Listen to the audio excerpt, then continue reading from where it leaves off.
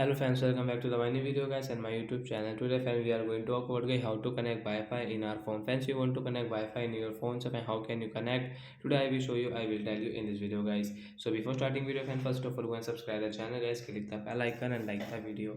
So friends, now let's see how can we connect Wi-Fi in our phone. So first of all guys, open your phone setting to connect your Wi-Fi network. After phone setting, we will scroll it. As you can see guys, in your phone guys, your Wi-Fi settings. So guys, click on your Wi-Fi settings. First of all guys, you will have to on your Wi-Fi. So when you can on and off your Wi-Fi setting from here. After on guys, first of all refresh your Wi-Fi setting. After refresh guys, which network guys you know, and guys you have password. So I have got this Wi-Fi and guys I know the this password. So when enter your Wi-Fi password to connect guys, you can check your password right and wrong, and guys connect option, tap here to connect. As you can see, Wi-Fi network will connect, and guys now we can use guys Wi-Fi network while operating any app, example like YouTube, WhatsApp, Instagram app guys, you can use it guys.